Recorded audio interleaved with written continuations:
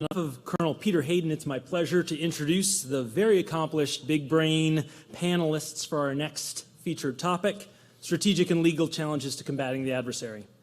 You can find their full bios in our program, because if we listed all their accomplishments now, it would take up the entire hour. So please hold your applause, whoops, hollers, and other exclamations until after all of the panelists are introduced. Dean Cheng recently retired after 13 years as the Senior Research Fellow for Chinese Political and Military Affairs at the Heritage Foundation, and has spoken at Harvard, MIT, US Stratcom, and at the US National Defense University. He's testified before Congress numerous times. Mr. Cheng is the author of Cyber Dragon, Inside China's Information Warfare and Cyber Operations. He's currently a Senior Fellow at Potomac Institute for Policy Studies and a Senior Advisor with the US Institute of Peace. Beth George is a former acting general counsel for the U.S. Department of Defense, immediately previous to Ms. Crass, who spoke to open our conference. In addition to other impressive public service roles that include serving as Deputy General Counsel Litigation at the DoD and in the National Security Law Division of the DOJ, she's lectured at UC Berkeley School of Law and at Stanford University's Law, International Policy and Business Schools. She's a Senior Adjunct Fellow for NYU School of Law's Center for Law and Security, and was previously an affiliate at Stanford's Center for International Security and Cooperation. Ms. George is currently a partner at the San Francisco office of Wilson Sonsini, Goodrich, and Rosati. Brian Murphy has served as both a principal and acting Undersecretary for Intelligence for the Department of Homeland Security, where he served as the Chief Intelligence Officer, Chief Information Sharing Officer, and Chief Counterintelligence Officer for the department. Prior to DHS, Mr. Murphy was a special agent with the FBI for over 20 years and a Marine officer who deployed to Iraq in 2004.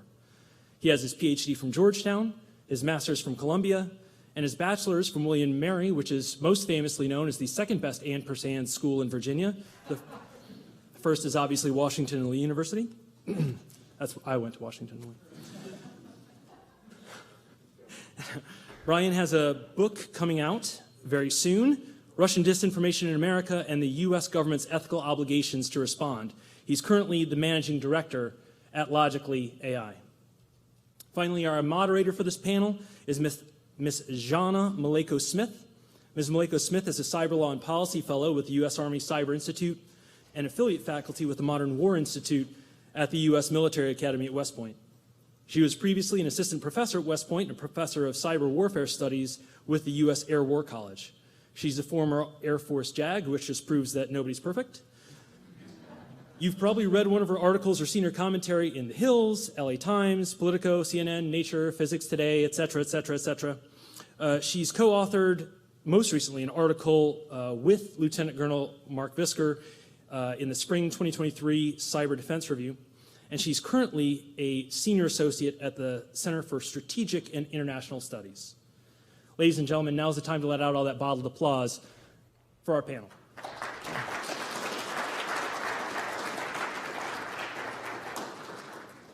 Before we begin, I'd like to thank Captain Larkin for that very kind introduction, and also the organizers of this phenomenal conference. It's an honor to be part of the community represented here in this room of national security professionals. The central pillar of our panel today, symbolically represented here with the beloved children's game of stacking wooden blocks, is lawfare. I see some smiles already in the room, as well as some quizzical looks, but we'll get into that. But first, our distinguished panel will deconstruct the concept behind lawfare, examining both the means and the strategies employed by global powers such as China and the Russian Federation in leveraging the law and the legal process as a weapon to both signal to the adversary and shape their strategic behavior, but also to influence the strategic operational environment. But what is lawfare? First, it's important to step back and recognize there is no perfect definition here, and there are many competing interpretations of what lawfare constitutes. However, this term was first coined by General Charles Dunlap, describing its nature as, quote, the application of the law as a weapon of modern warfare to either achieve a military objective or deny an enemy an objective. So returning to our wooden tower here as a demonstrative example of lawfare, assuming, arguendo, that the main objective of the adversary is to erode trust in the foundational integrity of the legal system, represented here, how is this game played? Well, the opponent wrongfully manipulates the legal structure to their advantage. So they're strategically chipping away at it, piece by piece, as you can see here in the strategic decision of, what block should I place here, to then have additional weight and strain placed upon the system. To use a Clausewitzian term, you're imposing friction on the adversary and the operating environment that they're working in. Now, more concretely, techniques here in employing lawfare include the misuse of legal terminology to manipulate the international institutions and also creating negative public opinion about the adversary. It includes also initiating multiple lawsuits against the adversary in the courts of the international system. And lastly, prosecuting foreign nationals in domestic courts, perhaps as a tool for political theater or leverage. All that said, these tactics are employed here, debilitating the foundational core of the legal system until eventually the system can't take any more strain and the system collapses. Now, lawfare is the sum total of these strategic effects that you've seen here in this demonstration. It's attacking the rule-based international order for a strategic, political, or military objective. And on that uplifting note, let's please now turn to my colleague Dean, who will unpack for us and sharing his insights about how China conceives of the Western adherence to the rule-based international order and explain for us how that adherence can be used for a strategic advantage. Dean, over to you. Thank you. And thank you to the organizers of this conference for the opportunity to be here today. My comments are going to examine Chinese concepts of legal warfare and drill down a little bit on how, in particular, the Chinese might apply cyber operations. Before I begin, however, I think that it's important to note two broad contextual aspects. The first, and this goes directly to Professor Malekos-Smith's comments, is that China, unlike the West, is not a rule of law society. It is a rule by law society. As Westerners, we see the law as an institution for arbitration. We see it as ideally trying to determine the truth. And in particular, we value the concept of an independent judiciary, the law standing unto itself. None of this is true for China, and please note I said China, not the People's Republic of China.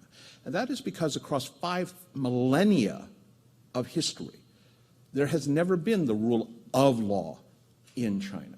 China has always seen the law as an instrument. There was never an independent judiciary. Imperial magistrates served as court, served as judge, served as investigator, and insofar as defendants' rights mattered, served also as the defense. So China comes out of a fundamentally different view of how to think about that rules-based international order, beginning with who writes the rules, and second of all, why do the rules matter? The second aspect, and this ties us over to cyber issues, is that China is ruled, the People's Republic of China is ruled by the Chinese Communist Party, which is a Marxist-Leninist party. Why does that matter here? Because from a Marxist-Leninist perspective, the means of economics, the centerpiece of modern power, has shifted. And because of the CCP's view of that shift, that has distinct implications for all of its activities, economic, military, and the like. From the CCP's perspective, we have transitioned, the world, not just China, from the industrial age, where what mattered was stuff.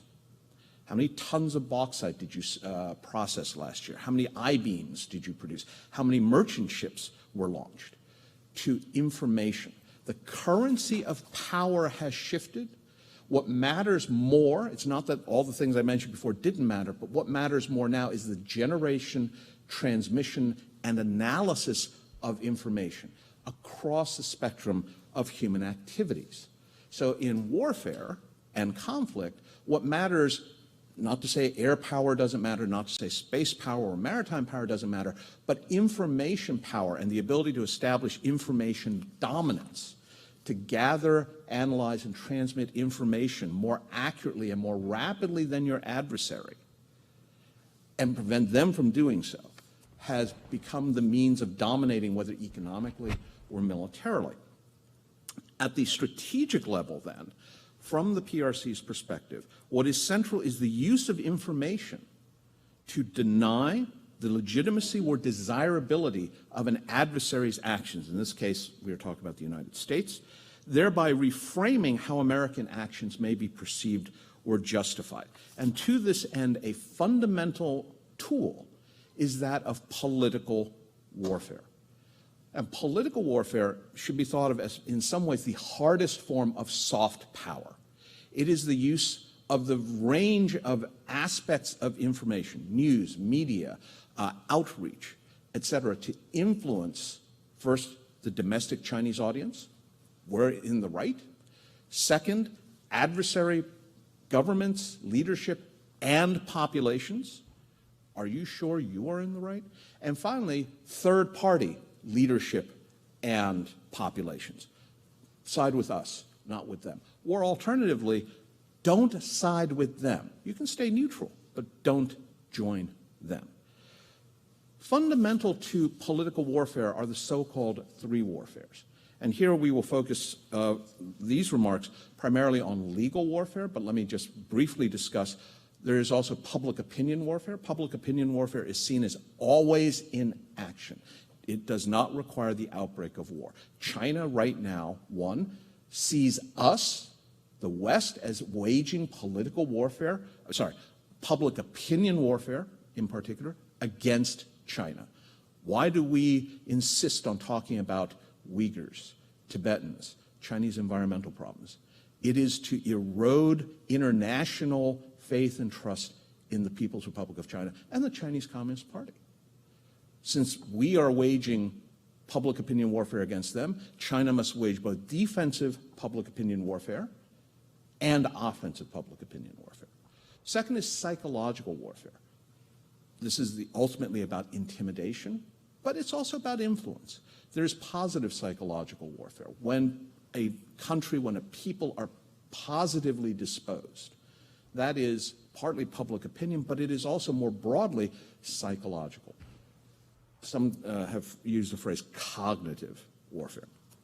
And finally, legal warfare. And legal warfare in particular has a role in things like strategic anti-access area denial. Before we get to the anti-ship ballistic missiles screaming in on American aircraft carriers and Chinese submarines trying to pick off destroyers, there is the strategic context. How can I, Xi Jinping, shape and mold the views of the Philippines, of the Taiwanese, of the Thais, but also the French, the British, etc., about whether or not American actions are legal? And here it's important to note that when the Chinese talk about legal warfare, it is very explicit, first off, that the issue is not about determining legal basis or justification, but is about portraying the other side's actions as illegal, using the law to gain political advantage, and not about determining what is legally correct.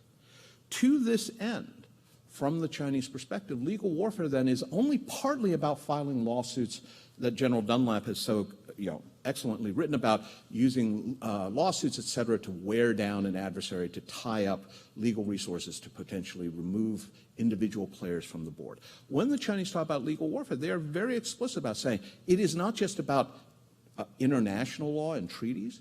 It is also about domestic law. It is about regulations. It is also about law enforcement agencies and court systems. And so, as an example, when we look at the South China Sea, we see the Chinese applying a variety of legal warfare means. We see them issuing declarations dating back to 1983 that anyone who fishes in the South China Sea must first register, specifically in the paracels, in the paracels before they are allowed to fish.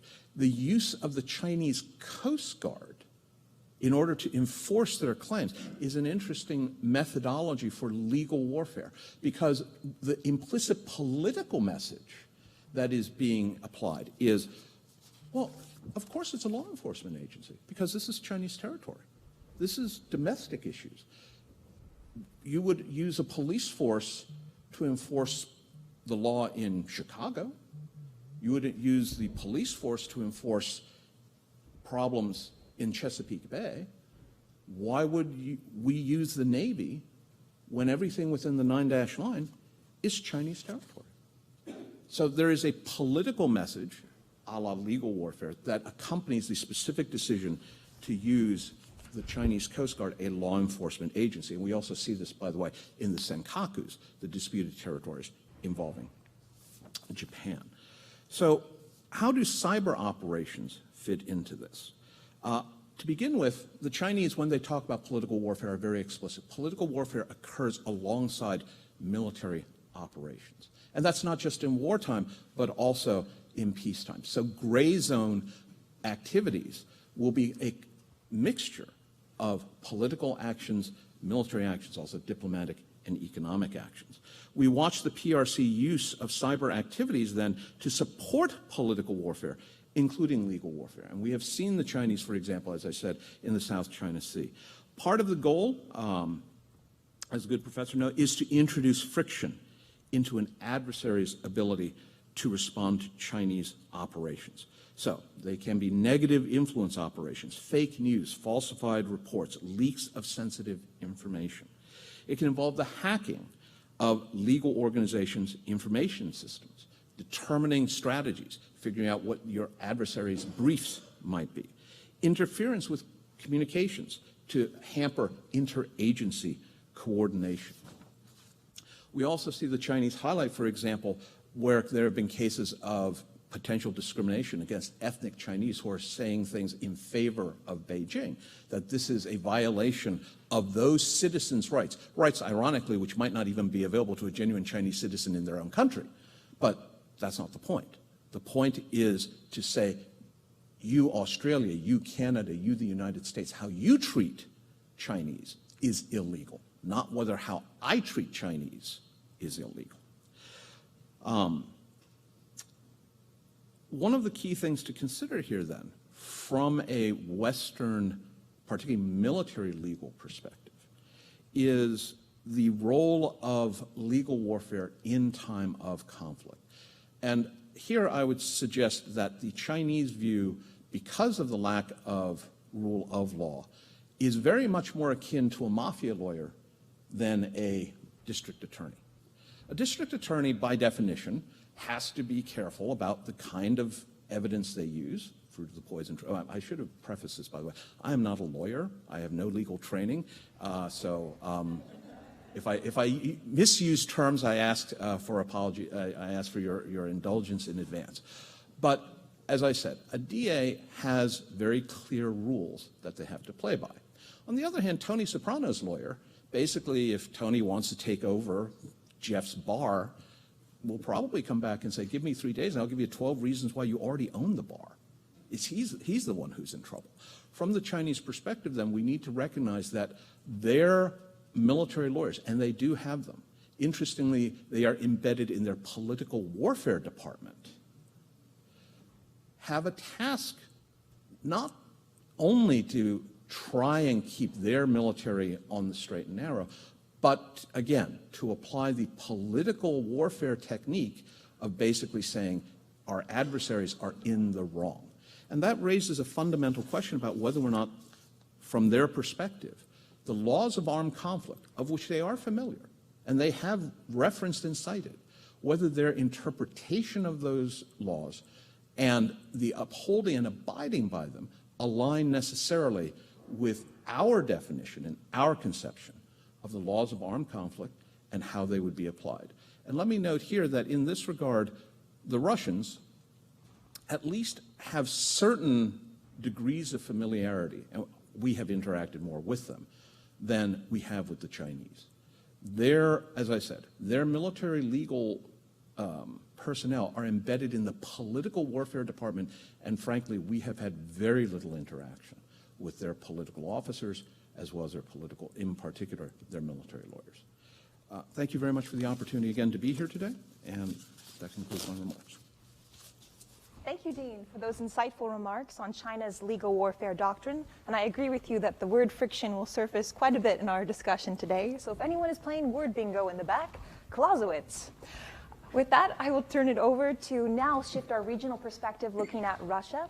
Brian, if you wouldn't mind sharing with us both your remarks on securing the homeland space and Russia's conceptualization of lawfare, as well as your forthcoming book. Congratulations. Thank you. I'm going to go back to something that Captain Larkin said. I think it has to do with information warfare. So I did go to William & Mary, and I guess she went to Washington Lee. And you may be right that one school is better than the other, but I played football in college, and I knew every year who our homecoming game was going to be. So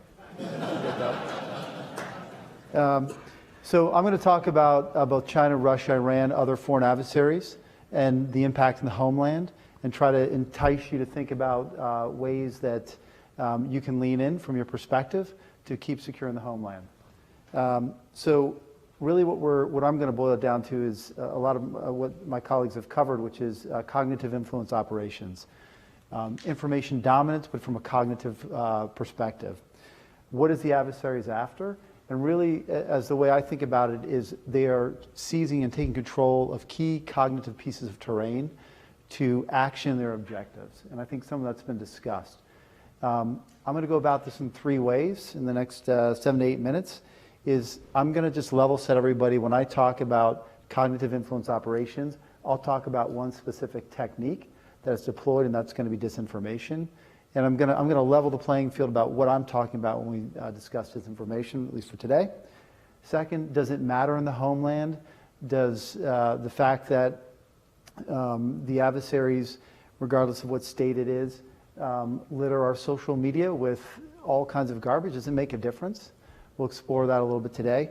And lastly, what is the ethical and a little bit of the legal response that is required by the executive branch to do something about it? What's that line look like? So when we talk about what is disinformation as an aspect of cognitive warfare, it is one of the instruments that a power can use. You'll hear, and I think rightly so, there's a lot of ways to describe disinformation, right? It's an ageless proposition. Clausewitz talked about it. Chinese generals from 5,000 years ago mastered the discussion on it. Really, every civilization's had some variation of using cognitive influence operations, specifically disinformation.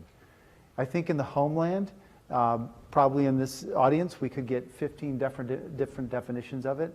And I think that extends to both academia, the media, and goes on and on. So that I'm going to establish a little bit what I'm talking about from when we mean disinformation. And I'm hoping it gives you an idea, a framework that we can detox the politicalization that is associated with the word. Because right now it's a very tough word to use in the homeland space because it brings up a lot of passion, rightly or wrongly, for people. And it makes it difficult for the executive branch to have a conversation about what to do about it within the homeland. So there's three things that I think need to be in place for a piece of content to qualify as disinformation. Number one, the sender of the information has to be using a covert nexus point, right? They have to be masking the true identity of who's sending the information. So you have a covert aspect to disinformation, right? Put another way, if I'm Putin or whoever your adversary leader of du jour is, and I'm speaking, that changes the way that I receive that information, right? I know who you are. So there needs to be, for it to be disinformation, there needs to be a covert aspect. That's the first part. The second part of it is there needs to be malicious intent behind the sending of the information. The adversary is trying to achieve some type of objective, which we'll talk about in a minute, but it's not a friendly piece of information they're sending, right? It could be positive, but they're still trying to do something that is negative, right? Stoke pre-existing points of polarization in the United States, change hearts and minds for a political position. Whatever it is, they've got what we would consider a malicious intent. So that's the second part. And the third, there has to be a political, economic, or military objective behind the sender's information. The intentionality behind it is everything. If you have those three pieces of criteria in place and a piece of information passed through it, I'm going to call it disinformation, or it could be at least. So why does that matter in the homeland? I've kind of alluded to before. The word disinformation is an ambiguous term in most contexts. I would also ask you to go back and look at your own definitions for it. Most executive branch agencies, if they have a definition, I would call it a shallow definition. It's probably about a sentence long, and it matches how it's thought about in the public space within the United States. And what my colleague was talking about is, at the end of the day, these words matter because if you look at the lawfare aspect of this, China trying to make it seem that the U.S. is doing something illicit or illegal, the reason why these shallow definitions matter is they're ambiguous. They leave a lot open to the imagination. And so I think where the executive branches, and not every department and agency, of course, but many of them, they're just starting to kind of think about this, right? Just starting to establish definitions. And many of you are probably looking at those definitions and seeing if they survive legal muster. And that's a good thing in my book. But I think they're still pretty shallow. So why does it matter? The term remains highly political in the United States. And when executive branch agencies use it, it is hard for people to find truly I shouldn't say well thought out, deeper level analysis associated with it. The press, all these great institutions we have out there, people's public opinion. When we think about the model that was set up here and what my colleague was saying, adversaries are trying to take advantage of the First Amendment to use it against us in this Gordian knot that we sit in when adversaries are in the homeland speaking using one of those all those three criteria from a covert perspective, right? So they're undermining all of the things, the institutions that we all hold dear. And part of that is that we don't have great definitions in the United States and criteria to kind of remove it from the political toxicity. So what disinformation is not? It's not political speech. It's not lies. It's not hate speech. It's not mal speech, whatever that is. So there's if any of you have read it, there's a well kind of regarded piece of literature where you hear MDM, if you've heard that term, misdifs and malinformation. I don't know what malinformation is. It is not a legal term, one that would survive, I think, much muster in this room, but it's used quite a bit, including by the U.S. government. And it's not propaganda all the time. Although if you imagine the concentric circles, there's more association between disinformation as a cognitive technique from an adversary's perspective and propaganda. There's some overlap there. So it doesn't matter.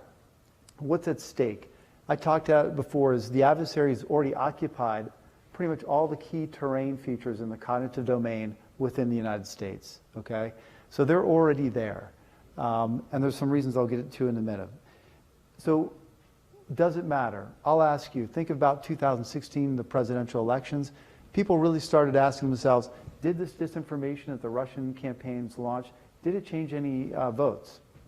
I don't know. I think personally that's an unknowable question because we didn't really have the research lined up to answer that. You may feel differently. I don't know what that answer is. But does it matter? A couple of points. Since 2016, the science looking at this, all of the work that you've done, et cetera, I think we've kind of established in most experts' mind that yes, disinformation matters. Where we are now in the homeland is saying, how much does it matter? And that's the question that I'm trying to evaluate every day. Is it a 1 or is it a 10? Where does it fit? And it probably depends on the issue. But does it matter? I think it's safe to say, yeah, it matters. At least from my opinion, it does. I'd always be happy to hear back. Now it's the degree to which it makes a difference. But why it matters, I think, is the next part of it. It matters because, as I said, the adversary is occupying those key pieces of cognitive terrain, right? They really own the social media space. They manipulate it daily. I'm going to pivot into my third and final point, and that is what's been the executive branch response in the homeland. Really not much. And what I mean by that is because this is a complicated, toxic political issue, that if you imagine the model that my colleague set up or what my colleague talked about in terms of what the adversary is trying to achieve through lawfare, through their own version, in this case China, but Russia the same, through their own version of lawfare campaigns, right? It's a complicated, touchy issue to do something about from the executive branch. So that's a reason why I think the executive branch really hasn't done much. Our response to date's really been to kind of look at the social media companies and either to blame them, put them up as the answer, or everywhere in between. That's been the bulk of what we've done. If you follow the NDAAs for the last 5, 6, 7 years, almost all of the money is traceable to the U.S. efforts overseas, right? Talk about cognitive influence operations. We spend money across the board, and that's a good thing, to bolster our allies' resiliency. There's virtually almost nothing, there's a little bit, happening in the U.S., right? Nobody wants the U.S. government to fund people and schools to tell people how to think, right? But what we do fund is we fund our allies across the board so they can build resiliency campaigns. There's a difference between the two, but yet we don't do that same in the United States. And again, there's a lot of good reasons for that, mostly. I think it's less a legal issue, it's much more of a political issue, but there's a large legal dimension to it. So what should happen, in my humble estimation, to kind of start recovering some of this cognitive terrain, right? There are some answers out there, and I think a lot of this is held with this community here. Legal plays a strong role. We need to understand what the adversary is doing, number one. We need to recognize that in order to build resiliency, it requires different ways of thinking. My colleague Corey Simpson was leading a panel about innovation. I've heard it talked about before. Previous speakers talked about ChatGPT. These issues all are, I think, relevant to this conversation as we think about how to build resiliency in the homeland. We do need to think about it differently. We need to look at what our tax dollars are funding. If you look at Taiwan, radical transparency is one of their answers to defeating what the Chinese are trying to do to sap the will of the Taiwanese people to fight back in the case of a land or some type of other kinetic conflict, right? That's what Russia tried to do in Ukraine. When we think about it, that is what's at stake there. And that is what we need to consider. How do we do that? How do we build resiliency in the United States? And most importantly, maintain legitimacy. As the executive branch looks to kind of put its toe in the water in this very thorny issue, at the end of the day, I'll go back to where my colleagues touched on, it's about legitimacy, right? That's what the adversary is trying to pull the last, I think you told me I can't call it Jenga because it's copyright. She told me that in the green room. But pull the last wooden block out to undermine our kind of way of life or institutions and use it against us. So it's a tricky issue, and if I had all the answers, I'll write another book, but I'm not quite there yet. Thank you. Thank you very much, Brian, for canvassing the cognitive warfare space and highlighting optimistically how do we build resiliency and noting the difficulties of that as well. Last but not least, I'd love to hear your thoughts, Beth, on this issue and perhaps a counter perspective from what we've offered. Sounds good. I think I am probably last and least, but happy to sort of take a step back and look at what Russia is doing on the international level.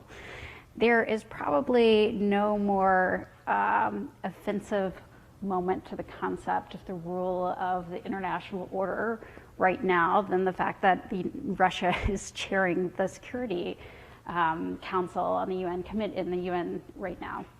This is, a country that has done more damage to the UN Charter and to the concept of the sovereignty of nations and its neighbors than probably any other in modern history.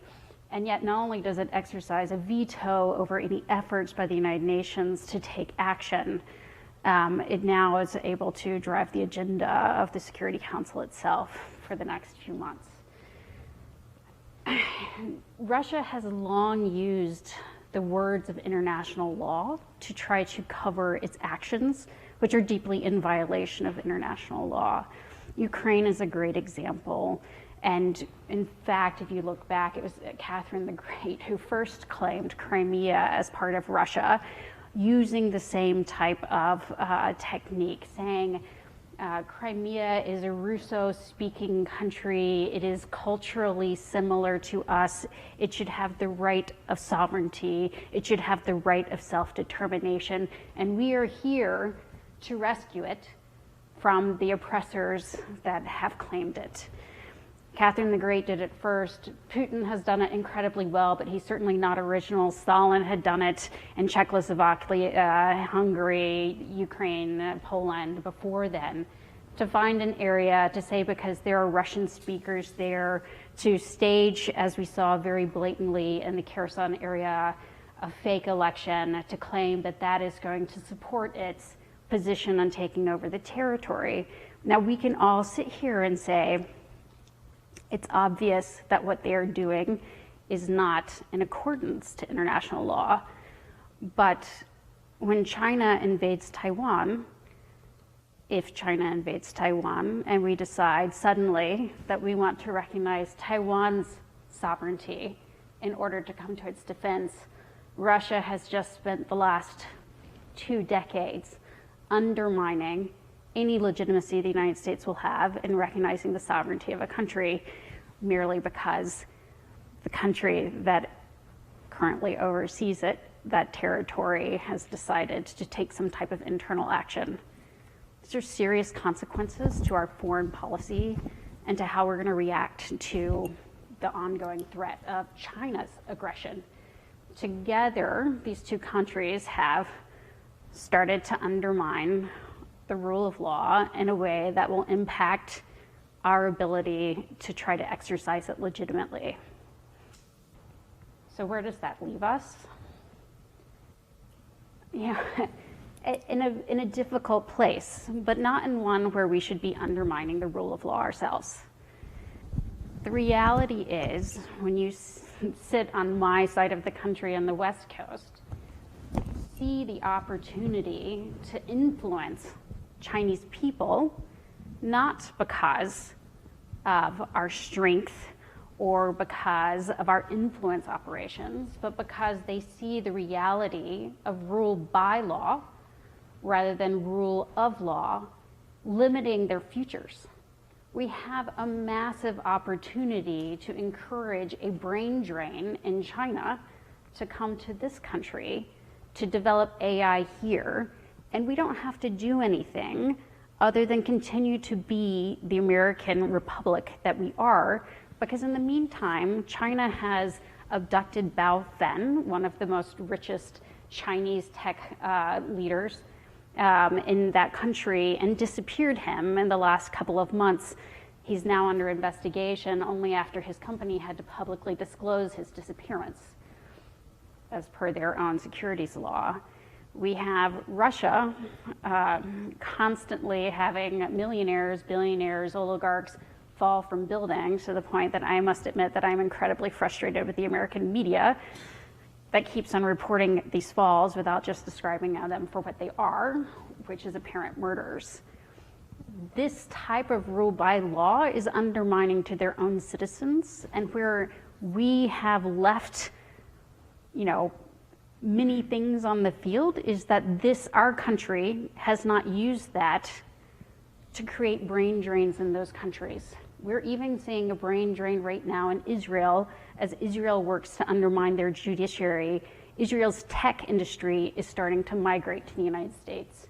We, in a world where information is our future, where AI will be dictating how the world evolves, fighting for the minds of people who are capable of creating that, who are at the forefront of technology, to be in our country, to be staying in our country, not merely learning our education and returning home, but having a reason to invest here, to know that they can succeed, to know that they can make money, to know that they can keep the money that they've made, to know that they will not be Jack Ma, who just had Ant dismantled by the Chinese government, and they can be Jeff Bezos, for whatever you feel about him, is an enormous strategic advantage of the United States, that when we are having these conversations about how we are being undermined by lawfare, that we need to understand our own strengths to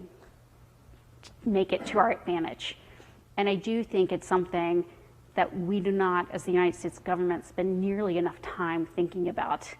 And I'm watching our opportunities, as I sit on the West Coast, in the heart of innovation, and seeing, the opportunities that we would have to do what we did in the 80s in the Cold War and brain drain our enemies. Let's not forget that as a tactic, and one that's inspired by the rule of law that we cherish so much.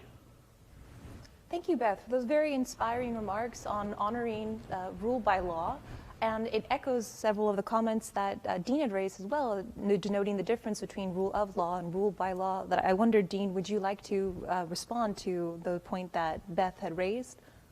All I would add is just that we actually have some interesting commentary from Chinese about how the party committee system, et cetera, really undermines incentive, and that one of the things that apparently detracts from the Chinese system is that you have scholars, scientists who go back, and they find that even basic decisions within their labs have to be approved by the party committee member, who may, unlike ampersand universities 1 and 2 in Virginia, the political commissar, not in the military, this is in a typical university, may well have come from a far lower standing facility, but has the power and authority to basically say, no, you're not going to get that funding, or no, you can't hire that person.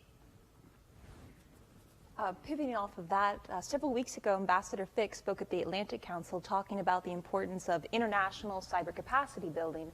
I wonder, based upon our discussion today, how you see the mission to promote international cyber capacity building, also as referenced in the newly released National Cybersecurity Strategy, highlighting that in one of the pillars, and squaring that with the challenges that lawfare presents. In your mind, what are the risks and opportunities in this space? So is that for me or any? That's a good question. I'll take it. Yeah. So I do think, at least in the kind of cognitive space, they're slightly different. And I would challenge the audience to look at information warfare. And as we think about that, information warfare lumps under it usually cognitive warfare. I think they are radically different fields. Okay. There's overlaps in it, but because that's a long way of saying, but because it is talked about from a cyber construct most of the time, and that is cognitive operations. I do think there's great opportunity for this audience and the rest of the kind of domestic context to learn where our tax dollars are going. There's great best practices out there in the countries around the periphery of Russia, built out of necessity, and also in Taiwan and the countries around the periphery of China.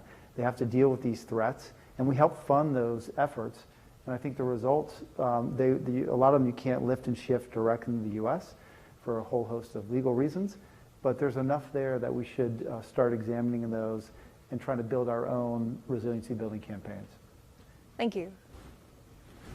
With that, I'd like to pivot to opening it up to the audience. If anyone, excellent, I see a hand already. Sir, please unmute yourself and direct your question to the panel. Good afternoon, folks. My name is Captain Ray Macias. I'm an LLM national security candidate at Georgetown University Law Center. This question is for Mr. Cheng. Mr. Cheng, how is China's legal warfare doctrine shaped by its view of customary international law?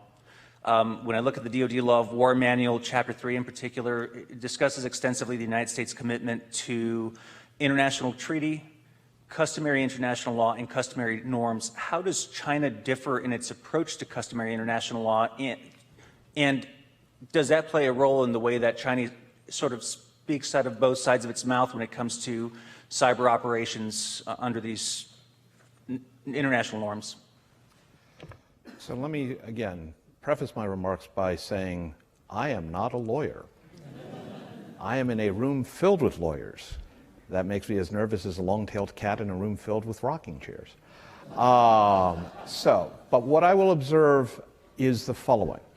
For those who are familiar with maritime and admiralty law, the international waterways are international. So you basically have territorial rights out to about 12 miles. Then there's a transition zone of 12 miles. And after that, under the UN Convention of the Law of the Sea, you go out to 200 nautical miles. You have an exclusive economic zone. Under customary maritime law, everything from 12 miles to 200 is essentially international waters where you, the owning country, have, in a sense, the right of first refusal on the resources. So out to 200 nautical miles, it's American fishing boats have priority, American oil drilling, American seabed mining, right? But otherwise, if you're an ocean liner, if you're a Chinese aircraft carrier, if you're a French submarine, you can transit through and it's perfectly okay. That's customary maritime law. The Chinese interpretation is fundamentally 180 degrees the reverse. Out to 200 nautical miles should be treated as essentially national territorial waters through which other ships and planes can transit, civilian ships and aircraft without too much problem, but foreign military, governmental vessels and aircraft should register and should seek permission. So what? Well, to support this, the Chinese have established international legal institutions. They publish articles in Chinese law reviews. They try to publish articles in foreign law reviews, all of which to build up a body of literature and teachings that they can say, oh, yeah. You have all this, dusty laws from 1608 from some Amsterdam court. But look, we have equally applicable laws, academic writings, etc., that call into question what you term customary. Customary to whom? Maritime law. And I would suggest that the same applies across the board for all types of law. To focus specifically on cyber, the problem here is there isn't a body that dates back to Grotius and others of maritime law. Cyber law is brand new.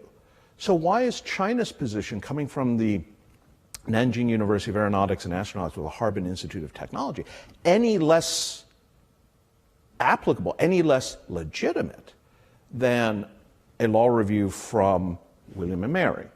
Or Washington and Lee. Do they have a law school? Oh, good. Okay. Sorry, that was a genuine. I don't know. I mean, I'm not from here, so.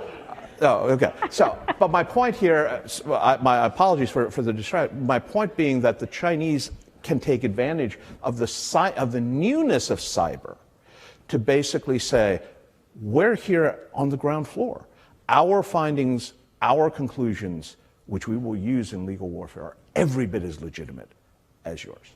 Can I just address one thing? So Washington Lee does have a law school. It's the place that people go that they can't get into William Mary Law School. I did not realize I was opening such a can of worms. I apologize. If I could jump in, Dean, on your point, not about the law school, but please. talking about the newness of this domain, I wonder, in your research, have you touched upon the exploration of outer space becoming also a contested area and a domain in which you can leverage lawfare in outer space, whether it be commercial low Earth orbit destinations or pursuit of returning humans to the moon? Do you have any thoughts on that particular subject? How much time do we have left? Because actually, General Dunlap has been very kind. I've spoken at his Lens conference a couple of times on Chinese views of space and legal warfare. But yes, the Chinese absolutely. One of my great terrors, and this goes to your previous question, is whenever I hear, oh, there's an idea for a new international treaty, a new international agreement, is the opportunity for mischief. Because I think the Chinese love every new treaty and agreement because they will absolutely sign it. Not because they will then abide by it, but because it is at least one, if not a whole quiver of additional arrows for legal warfare. You are violating the agreement that you have signed up to. I mean, if you don't like the Russians being chair of the UN Security Council, you'll love how the Chinese basically will apply legal warfare. Very quick example. There is discussion from a health and safety perspective of keep-out zones for satellites. You don't want them running into each other. We'll make up a number, a 10-mile radius between satellites. What could be wrong with that, right? Question. If I, with a state-owned enterprise system, deploy several hundred satellites, each 20 miles apart, in key orbits, what's the difference between that and establishing sovereignty? I haven't declared sovereignty. I've signed the Outer Space Treaty. But you're the ones who support health and safety considerations. Okay, I simply deployed satellites, because I don't care about money as much, sufficiently to create a band. Right. It's legal in the sense that it's a health and safety regulation. It's not a law or a treaty, but it is something that I can use. The same applies lunar activities. I'm not laying claim to the moon. I just happen to drop a whole bunch of missions right at the South Pole where the water is.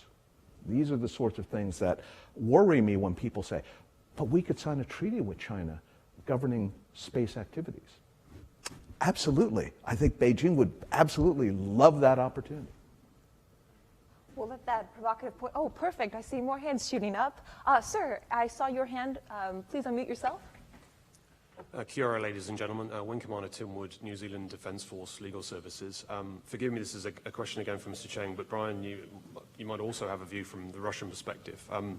Made reference to public opinion warfare, and I note that our government is quite circumspect about the comments it may make in public about Chinese activities, perhaps because China is New Zealand's largest trading partner, for example. But my question really, Mr. Cheng, is with regards to how you might perceive the move through the Pacific, which is obviously the area of concern for ourselves and my Australian colleague, and to a certain extent Canada and the US, but the move through the Pacific and the influence that is being brought to bear on a number of the Pacific nations in particular, and we can sort of use that analogy with Russia to a certain extent with Eastern Europe, as to whether you see that as a move with regards to creating a buffer zone for the protection of the PRC, or whether that is actually part of an expansionist campaign with other nefarious objectives. Just interested in your thoughts.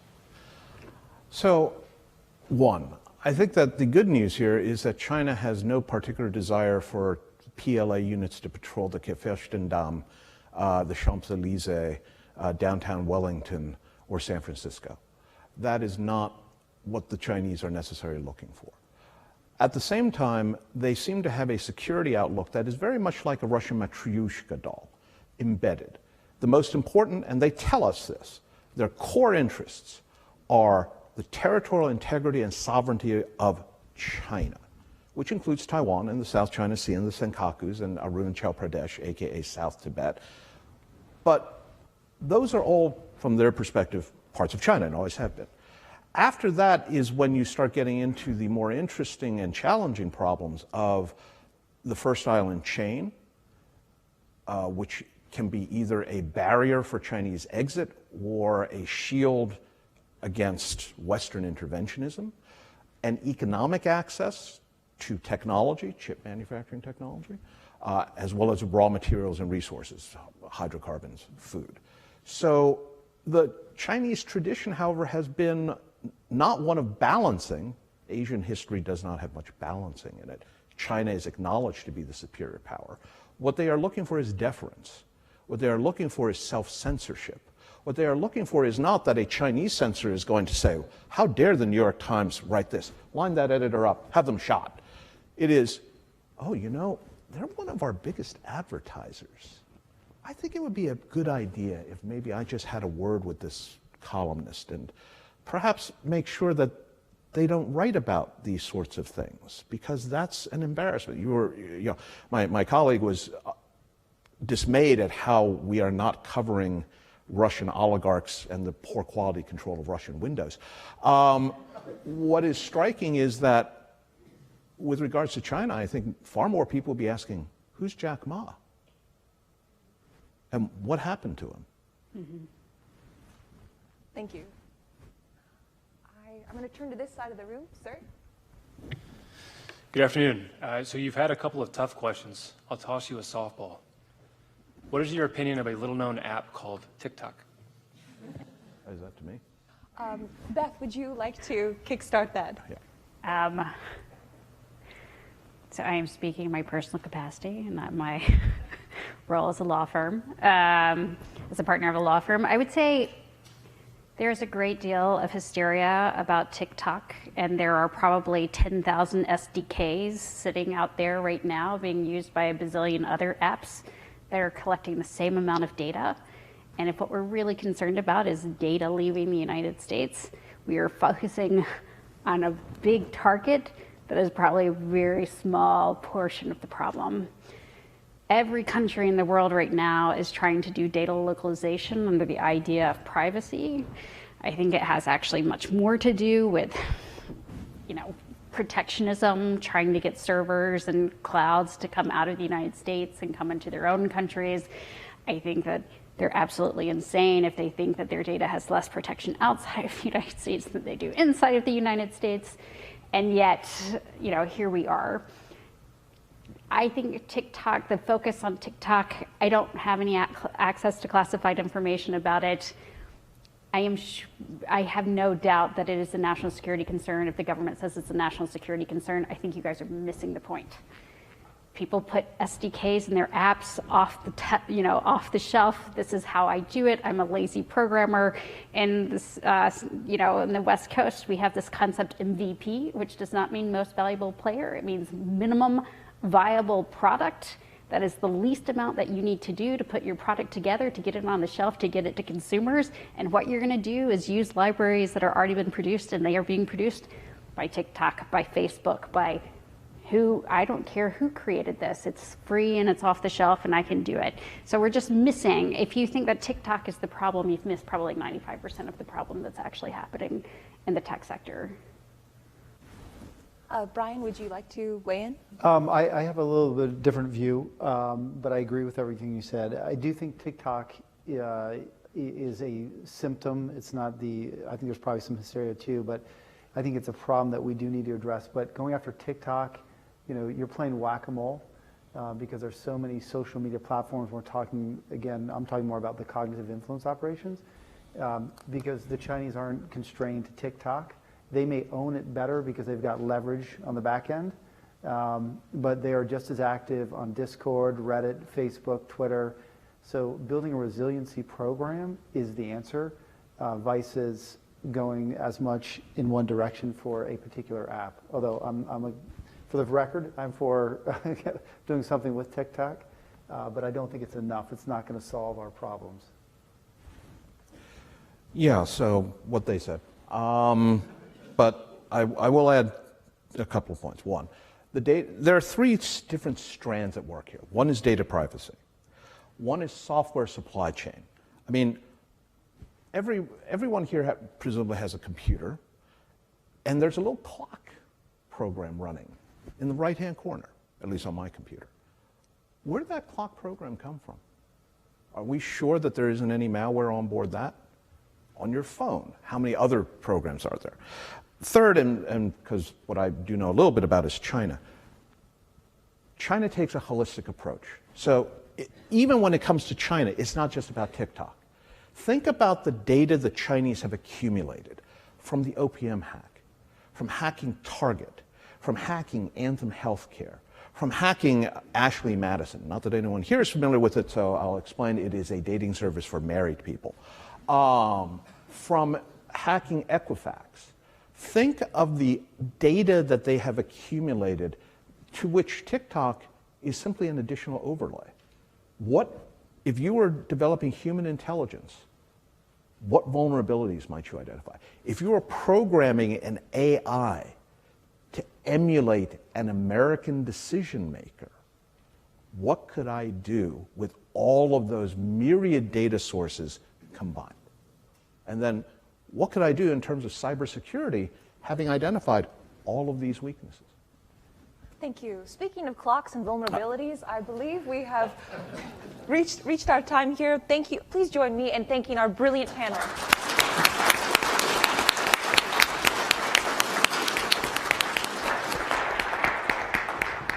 What a segue. That was perfect. I wish we had planned that. So we'll be back in here at 15:45. Just want to say thank you again to the folks who were able to join us for this panel.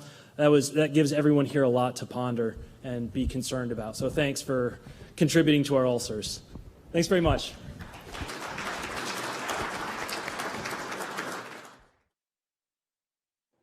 Hello, I'm Colonel John Gondel, Director of U.S. Cyber Command's Academic Engagement Program.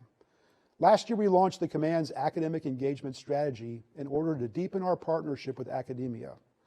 Whole-of-nation teamwork is critical to defending the United States in cyberspace and closing the gaps in our cyber workforce. We need cyber talent in multiple disciplines, including the law, so I want to share more about our approach. Cyber Command established the Academic Engagement Network, known as AEN, which is a team effort across the DoD Cyber Mission Force. Like our partnerships with the interagency, industry, and international allies, Cybercom needed a structured program to align our intellectual efforts with our strategic goals. Given our warfighting mission, one may ask why we consider this partnership so important. Simply put, to succeed in today's increasingly complex cyber threat environment, we need the diverse thinking and innovation that comes from collaborative academic partnerships. Furthermore, our combat power in cyberspace depends foremost on our talented workforce. In the competition for talent, we wanted to make sure students from a more diverse group of schools across the United States knew about the unique opportunities to serve our nation as military cyber warriors and DoD civilians. The response from our nation's educational institutions was amazing. In the past year, the AEN has grown to include 112 institutions from 36 states and the District of Columbia. AEN members include 9 federal and 103 non-federal institutions, of which 19 are minority-serving institutions. Within the legal field, University of Maryland Carey School of Law and Penn State Dickinson Law are both members of the AEN. Cyber Command's academic engagement program has 4 strategic goals. Our first goal is to engage the future workforce by inspiring a diverse group of students to pursue cyber education and careers within DoD. Our second goal is to increase cyber applied research and innovation by encouraging research of our hardest problems. Our third goal is to expand cyber-focused analytical partnerships with academia in order to provide insight into adversary cyberspace strategies, organizations, and capabilities. Our fourth goal is to align senior leadership engagements and enrich strategic cyber dialogue with faculty in order to challenge our concepts and refine command strategies. Today, no other domain faces the same complexity in terms of the roles of the government and private sector in collective defense. We seek opportunities to critically examine and to help shape military strategy and doctrine. This is where you come in. Unlike contract, property, and tort law, which are informed by centuries of legal precedents, cyber law is relatively new and it addresses complex and novel issues that impact our national security. Academic scholarship in areas like cyberspace law is read widely and discussed by our attorneys, and this work influences our views on the issues that matter most to cyber operations. Our engagements with the AEN, the exchange of ideas and perspectives, and cutting-edge scholarship are absolutely critical as we chart new legal ground. To that end, Cyber Command attorneys often speak at events, provide instruction, as well as collaborate on research efforts which enable us to hear your thoughts on our operations and the surrounding issues. This in turn helps create a 360-degree view of the issues we face as we work to enable the important efforts of the DoD Cyber Mission Force. The Command also recently launched the Student Volunteer Program, or SVP. The SVP is a highly competitive program for law students who will be in their 3rd year of law school in the fall of 2024. SVP is an in-person experience at Cyber Command and will include exposure to areas of international law, domestic law, and U.S. policy applicable to military cyber operations. Additionally, participants will support domestic and international partnership activities, congressional engagements, and administrative law matters. The SVP offers a unique opportunity for in-depth research and writing on numerous emerging laws and policies. Cyber Command is so excited to support opportunities like SVP, knowing that our most complex questions are in the legal and policy realms. As we enhance our academic partnerships with you, the legal profession, we look forward to simultaneously advancing our nation's cyber warfare capabilities. To find out more, check out the AEN at cybercom.mil.